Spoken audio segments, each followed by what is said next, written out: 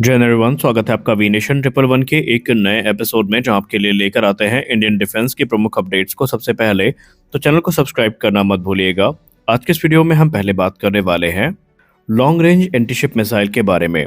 देखिए, hypersonic missile की जब बात होती है, भारत की हाइपरसोनिक वेपनरी की जब बात होती है, तो उस दौरान लॉन्ग रेंज की एंटीशिप मिसाइल को लेकर के लगातार चर्चा होती है, क्योंकि डीआरडीओ का ये एक ऐसा प्रोग्राम है जो ऑपरेशन सिंदूर के बाद बहुत चर्चा में आया। क्योंकि लोगों का मानना है कि जितनी जल्दी ये टेक्नोलॉजी मैच्योर हो जाएगी, आने वाले भविष्य में अगर ऑपरेशन सिंदूर 2.0 होता है और ये मिसाइल हमारे पास होती है, तो फिर रिजल्ट और भी ज़्यादा अच्छे से हम अचीव कर पाएंगे। हालांकि ब्रह्मोस और स्कैल्प ने कोई कसर नहीं छोड़ी है, लेकिन इस समय भारत के डिफेंस सेक्टर में इसको लेकर चर्चाएं काफ़ी तेज होती है। और अब अचानक चर्चा का एक कारण और भी मिल गया है।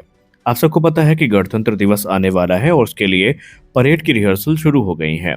और इसी परेड की रिहर्सल में हमें पहली बार डीआरडीओ की लॉन्ग रेंज एंटीशिप मिसाइल देखने को मिली है, जो कि परेड का हिस्सा है। और उसके बाद से बहुत सारे लोग जो इस मिसाइल के बारे में जानते हैं वो तो खुश हैं, लेकिन जो नहीं जानते हैं वो इस मिसाइल के बारे में बहुत ज़्यादा जानना चाहते हैं। तो इस वीडियो में पहले हम इसी मिसाइल के बारे में बात करेंगे। देखिए, LRASM, जिसका नाम लॉन्ग रेंज एंटीशिप मिसाइल है, ये भारत की एक highly advance hypersonic antiship missile होने वाली है, जिसको defence research and development organisation की तरफ से विकसित किया गया है। इसको इस प्रकार से डिज़ाइन किया गया है कि ये एनिमी के जो हाई वैल्यू नेवल एसेट्स हैं या दूसरे जो उनके इंपॉर्टेंट इंफ्रास्ट्रक्चर हैं, उनको हंट कर सके। बेसिकली इसे मुख्यतः नौसेना की तरफ से यूज़ किया जाएगा, लेकिन इसे बाद में आर्मी और एयरफोर्स की तरफ से भी इंडक्ट किया जाना है। इसे मुख्य तौर पर एनिमी की जो नेवल एसेट्स हैं, जैसे कि उनके एयरक्राफ्ट कैरियर हो गए या एयरक्राफ्ट कैरियर स्ट्राइक ग्रुप्स हो गए या दूसरे जो नियर इम्पॉसिबल टारगेट होते हैं जो कि हम सबसोनिक मिसाइल से इंटरसेप्ट नहीं कर सकते, उनके अगेंस्ट इसको यूज़ किया जाएगा। अब सबसे खास चीज़ तो ये है कि ये जो मिसाइल है, ये एक हाइपरसोनिक ग्लाइड एंटीशिप मिसाइल है। और करंट स्टेटस की बात करें तो 2026 चल रहा है और इस दौरान ये अपने एडवांस्ड फ्लाइट ट्रायल से गुजर रही है और पब्लिक अनवीलिंग होने वाली है, या यूँ कह ले रिहर्सल के दौरान हो चुकी है। अब इंडियन नेवी इसका वैसे तो प्राइमरी यूजर होने वाली है, लेकिन आने वाले भविष्य में ये फ्यूचर की जो इंटीग्रेटेड रॉकेट फोर्स है उसका हिस्सा भी बन जाएगी। लॉन्ग रेंज एंटीशिप मिसाइल एक नए क्लास के हाइपरसोनिक ग्लाइड व्हीकल पर आधारित होगी, जो कि किसी प्रेडिक्टेबल बैलिस्टिक ट्रेजेक्टरी को फॉलो नहीं करेगी, जिसके कारण इसको इंटरसेप्ट कर पाना दुश्मन के लिए भी काफ़ी ज़्यादा मुश्किल होने वाला है। इसकी की टेक्निकल स्पेसिफिकेशंस पर नज़र डालें तो इसकी रेंज होने वाली है 1500 किलोमीटर से ज़्यादा। इसकी टॉप स्पीड मैक 8 से मैक 10 के बीच में होने वाली है। प्रोपल्शन की बात करें तो इसमें सॉलिड बूस्टर और हाइपरसोनिक सस्टेनर का यूज़ किया जाएगा। गाइडेंस के लिए INS, multi GNSS, mid course guidance के लिए और active radar homing terminal phase में यूज़ की जाएगी। वॉरहेड की बात करें तो ये कन्वेंशनल हाई एक्सप्लोसिव वॉरहेड को अपने साथ कैरी करेगी, जो कि एनिमी के इंफ्रास्ट्रक्चर्स को तबाह करने के लिए बहुत ज़्यादा महत्वपूर्ण होते हैं।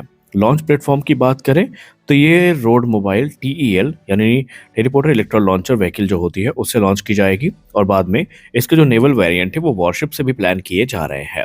तो कुल मिलाकर के ये मिसाइल एक गेम चेंजर मिसाइल होने वाली है। अब आइए एक बार इसको ब्रह्मोस से कंपेयर करके देखते हैं कि ये मिसाइल और ब्रह्मोस में कितना अंतर है।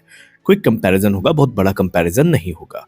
देखिए, इस मिसाइल की अगर हम पहले बात करें लॉन्ग रेंज एंटीशिप मिसाइल की, तो जैसा मैंने कहा इसकी टॉप स्पीड मैक 8 से मैक 10 के बीच में होगी। वही ब्रह्मोस की टॉप स्पीड मैक 2.8 से मैक 3 के बीच में है। रेंज की बात करें तो इसकी रेंज 1500 किलोमीटर से ज़्यादा की होगी। हालांकि फिलहाल तो ब्रह्मोस 450 किलोमीटर तक मारक क्षमता रखती है, लेकिन 800 से ज़्यादा किलोमीटर वाला मारक क्षमता का वेरिएंट इस समय डेवलपमेंट के अंदर है, जहां पर इसको हम ब्रह्मोस ER के नाम से जानेंगे। इसका फ्लाइट पैथ की बात करें तो ये एक हाइपरसोनिक ग्लाइड को फॉलो करती है, जबकि ब्रह्मोस एक क्रूज मिसाइल है। और अगर हम इसके इंटरसेप्ट प्रोबेबिलिटी की बात करें तो हाइपरसोनिक मिसाइल होने के चलते बहुत कम एयर डिफेंस सिस्टम है जो इसको इंटरसेप्ट करने की कैपेबिलिटी रखते हैं। हालांकि ब्रह्मोस की भी जो इंटरसेप्ट होने की कैपेबिलिटी है या प्रोबेबिलिटी है, सॉरी, वो काफ़ी लो है। इसके जो प्राइमरी टारगेट होने वाले हैं लॉन्ग रेंज एंटीशिप मिसाइल के, ये कैरियर लेवल के जो एसेट्स हैं वो होने वाले हैं, जबकि ब्रह्मोस का प्राइमरी टारगेट शिप हो गया, लैंड टारगेट्स, ये दोनों को हिट करने में सक्षम है। तो आई होप इस वीडियो में आपको लॉन्ग रेंज एंटीशिप मिसाइल और ब्रह्मोस दोनों के बारे में पता चल गया होगा, और अब आप समझ सकते हैं कि आने वाले भविष्य में जब ये तैयार हो जाएगी तो इसका क्या इम्पैक्ट पड़ेगा। पहली बात तो ये है कि चाहे एनिमी के कैरियर ग्रुप, बैटल ग्रुप हो या फिर उनके ग्राउंड टारगेट हो, दोनों को ये न्यूट्रलाइज करने में सक्षम है। और इस बार आपको रिपब्लिक डे परेड में ये मिसाइल देखने को मिलने वाली है। आप इस मिसाइल के बारे में क्या सोचते हैं? आप इसको लेकर कितने उत्साहित हैं? अपनी राय आप कमेंट सेक्शन में ज़रूर दें। अगली रिपोर्ट में हम बात करने वाले हैं रूस के बारे में। रूस इस समय हड़कंप मचा चुका है। जैसे ही ये खबर सामने आई कि भारत 114 राफेल फाइटर्स के साथ अपनी डील को क्लियर कर रहा है, एमआरएफए के बाद SU-57 दूसरा ऐसा प्रोजेक्ट है जो चर्चा का विषय बना हुआ है। और उसका एक कारण भी है। ये चीज़ ऑलमोस्ट क्लियर हो चुकी है कि एमआरएफए और एफजीएफए दोनों अलग अलग प्रोग्राम हैं और दोनों की अपनी महत्वता है। लेकिन इसी बीच हिंदुस्तान एरोनॉटिक्स लिमिटेड को लेकर एक बड़ी रिपोर्ट सामने आई है, जहां पर बताया जा रहा है कि हिंदुस्तान एरोनॉटिक्स लिमिटेड इस समय SU-57 फैलन को लेकर के भी इक्वली इस समय इंटरेस्टेड है और उसके पीछे का एक कारण है। दरअसल द इंडियन एक्सप्रेस की रिपोर्ट की बात माने तो हिंदुस्तान एरोनॉटिक्स लिमिटेड इस समय रूस से आने वाली एक डिटेल्ड रिपोर्ट का इंतजार कर रही है। ये रिपोर्ट डिटेल्ड रिपोर्ट जो होने वाली है, ये कॉस्ट पर आधारित होगी, कैपेसिटी असेसमेंट पर आधारित होगी, जो रूस की तरफ से जारी करी जाएगी SU-57 प्रोडक्शन के लिए, जो कि भारत में होना है।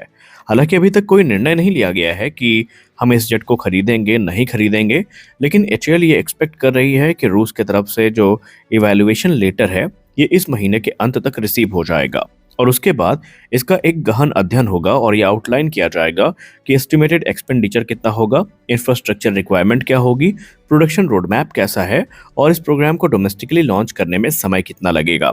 इन सारी चीजों पर फिर एचएएल अपनी रिपोर्ट तैयार करेगी। ये मूव ऐसे समय पर आया है जब भारतीय वायुसेना ऑलरेडी घटती स्क्वाड्रन क्षमता से परेशान है और लगातार अपनी कॉम्बैट कैपेबिलिटी को एनहांस करने का प्रयास कर रही है और इसी क्रम में ये रिपोर्ट और भी ज्यादा महत्वपूर्ण हो जाती है। लेकिन अगर हम SU-57 के कॉन्टेक्स्ट में बात करें तो ये एक पोटेंशियल स्टॉप गैप मेजर के तौर पर देखा जा रहा है। ये यूं कह लें, इंडियन एयरफोर्स इसे फोर्स मल्टीप्लायर के तौर पर देख रही है। इससे पहले रूस ने अपनी जो टेक्निकल टीम है उसको रिसेंटली भारत भेजा था, जहां पर उन्होंने एचएएल के एग्जिस्टिंग एरोस्पेस मैन्युफैक्चरिंग इंफ्रास्ट्रक्चर को इवैल्यूएट किया था और उसके आधार पर अपनी एक रिपोर्ट तैयार करी थी। और उस रिपोर्ट में उन्होंने बताया था कि तकरीबन 50% से ज़्यादा इंफ्रास्ट्रक्चर भारत में जो उपस्थित है वो फिलहाल SU-57 के लिए कंपैटिबल है, लेकिन आगे के लिए हमें जो नए टूल्स हैं वो ऐड करने पड़ेंगे, हैवी फैब्रिकेशन फैसिलिटीज़ को तैयार करना पड़ेगा और जो कंपोजिट मैन्युफैक्चरिंग है, एवियोनिक इंटीग्रेशन है, जो कि भारत ने सुखोई 30 MKI के लिए विकसित किया था, उसमें मेजर कुछ माइनर मॉडिफिकेशन करना पड़ेगा एंड उसके बाद everything is good to go. यानी इस एयरक्राफ्ट का जो प्रोडक्शन है वो भारत में शुरू किया जा सकता है। खैर, अब आगे क्या होगा वो तो हमें भविष्य में पता ही चलेगा, लेकिन अभी एचएएल जो उनके तरफ से लेटर है उसका वेट कर रही है। आपको क्या लगता है, डील फाइनलाइज हो पाएगी या नहीं हो पाएगी? क्योंकि हम यहाँ पर बात कर रहे हैं तकरीबन 60 फाइटर जेट की और ये बहुत मुश्किल लगता है कि 60 फाइटर जेट्स के लिए सिर्फ रूस की तरफ से ऐसी कोई परमिशन भारत को मिलेगी। आप इसके बारे में क्या सोचते हैं, हमें जरूर बताएं। मिलते हैं अगले वीडियो में कुछ और अपडेट्स के साथ, तब तक के लिए जय हिंद।